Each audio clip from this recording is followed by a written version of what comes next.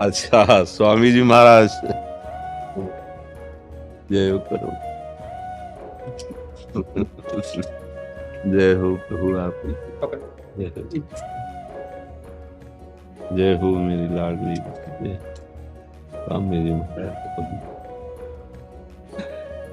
वात्सल्य सिंधु आप जय हो।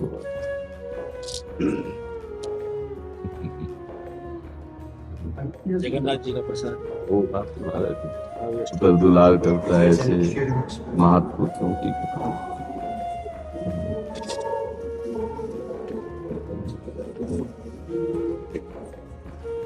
वाराणसी से आ रही काशी विश्वनाथ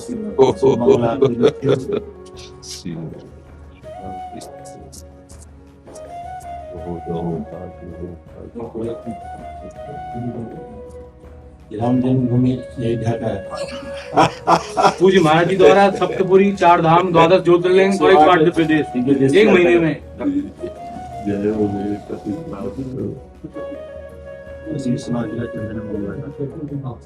निहाल कर दिया आपने, तो निहाल कर दिया महाराज। दोनों इसे कटोरी में रखे तो हम रोज सुबह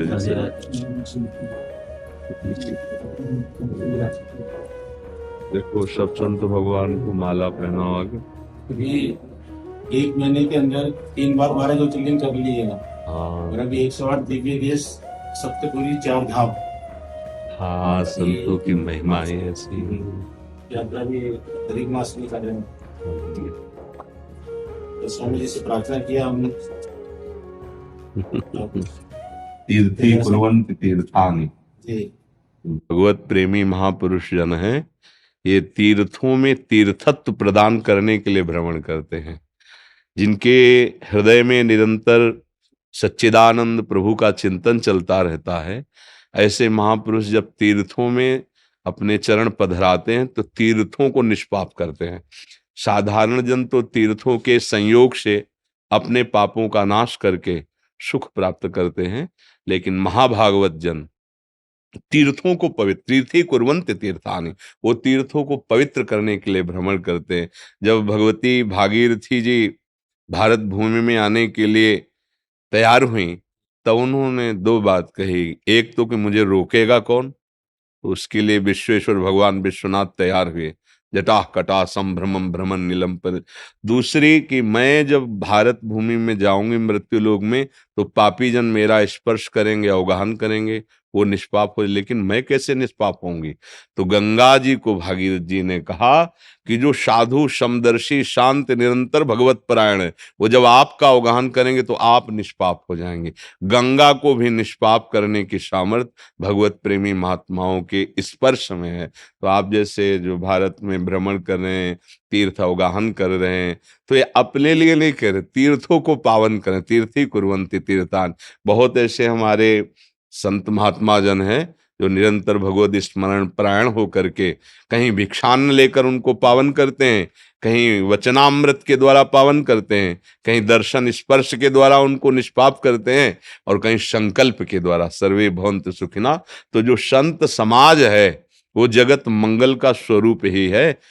अगर इस बात को समझ जाएं जन, तो बिना साधन के जो अमोघ वस्तु है वो महत्संगस्तु दुर्लभ हो पर दुर्गमो, निर्वाह करना बड़ा कठिन है। उनकी आज्ञा और उनकी महिमा में संशय न हो। अगर ये समझ जाए तो अमोघश्च, देवर्षि नारद जी कहते निश्चित उसका काम बन जाएगा। क्या?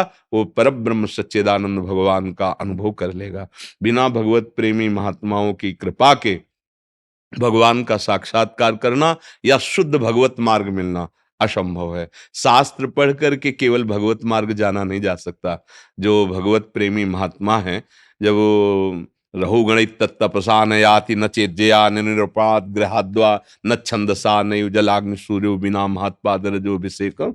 जब तक महापुरुषों के चरण रज से अभिषेक नहीं किया जाएगा, तो हे रहुगण, जो मैं तुम्हें तत्वबोध प्रदान कर रहा हूँ, ये किसी साधना से नहीं। न तपस्या, न यज्ञ, न गृहस्थ धर्म, न सूर्य आराधना, न चंद्र आराधना, न जल की आराधना, इसमें महापुरुष की आराधना। बिना महापुरुषों के चरण रज का अभिषेक, उसका तात्पर्य उनकी आज्ञा पर चलना, उनके बताए हुए उपासना मार्ग पर चलने से बहुत शीघ्र भगवत प्राप्ति हो जाती है। तभी चाहे शिव बिरंच सम होई गुरु बिनु भव निधि। तो ये जगत मंगल रूप चलते फिरते तीर्थराज प्रयाग हैं आप सब संत जन है। एक जगह स्थान विराजमान है त्रिवेणी जी, और ये चलती फिरती त्रिवेणी संगम है। भगवत प्रेमी महात्मा जन जिधर गए निष्पाप करते दरस परस अगनाश, दर्शन से, संभाषण से, स्पर्श से पापों का नाश करके हृदय में सुख प्रदान करना, भागवतिक सुख प्रदान करना। बड़ा सौभाग्य है जो आप कृपा करके आए और दर्शन दिए। हाँ, ये तो आपका वात्सल्य है, ये आपका वात्सल्य। संत भगवंत प्रेरित होकर अपने दासों को सुख पहुंचाने के लिए पहुंच जाते हैं। सेवक सदन स्वामी आगमनु, मंगल मूल अमंगल दमनु। आप जैसे स्वामी का सेवक के सदन पर आना मंगल का मूल और अमंगलों का नाश करने वाला है।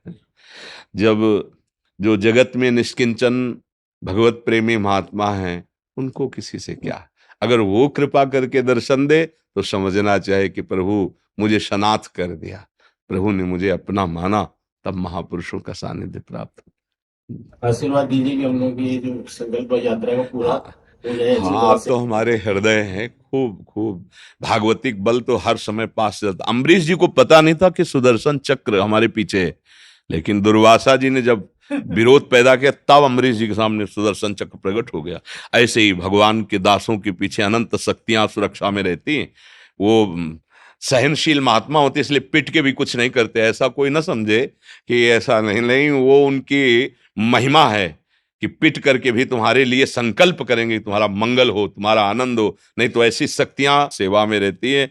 बस वो उनका हृदय इतना कृपाल होता है कि जो मार रहा, गाली दे रहा, उसके लिए वो संकल्प कर रहे हैं, सबको रोक रहे हैं। सच्ची मानना, ये तो देखा है कि एक संत की बात, जब गंगा किनारे भ्रमण कर रहे थे तो एक आदमी कैंसर से पीड़ित था, रोज आता, स्वामी जी कैंसर है, स्वामी जी पैसा नहीं, दवा कराने के लिए बहुत, हम ही एक परिवार में, हमारा परिवार मर जाएगा स्वामी जी। 2-4 दिन तो सुना नहीं, फिर कुल्ला कर रहे थे से, और एकदम गुस्सा दिखाते हुए थूक दिया से, रोज कैंसर कैंसर।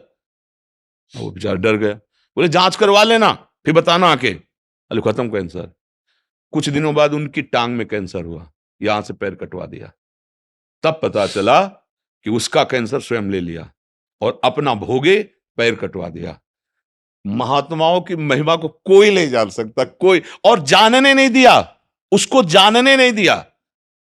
दबका गए, रोज कैंसर कैंसर, जांच करवा लेना जाके। और जांच करो, कैंसर खत्म। और कुछ दिनों बाद उनकी टांग में स्वयं स्वीकार कर लिया। जैसे पूज्य राधा बाबा जी के जब रोग तो भाई जी स्वयं स्वीकार, ये भगवान श्री कृष्ण ने उन्हें बताया कि तुम्हारा रोग भाई जी भोग रहे। ये संत महात्मा कृपा कर दे तो जीव निहाल हो जाए। और आप सब कृपा वपू ही हैं। खूब नाम धाम रूप लीला यही हमारा आस्वादन, खूब भ्रमण करो। और हमारे जितने भी जवान भाई, इनको सदुपदेश करके ये कम से कम भगवत मार्ग में न से तो मनुष्यत्व तो सीख जाए। ये जो भ्रष्टाचार, व्यभिचार और शराब पीना और गंदे आचरण, बुजुर्गों के प्रति अश्रद्धा अभाव, ये सब नष्ट हो जाए। संत भगवान की कृपा से ऐसा हो, क्योंकि संत ही ऐसा, अध्यात्म में ही ऐसा हो सकता है। और कोई अवौषधि नहीं है, ना कभी थी। अध्यात्म ही सबका मंगल कर सकता है।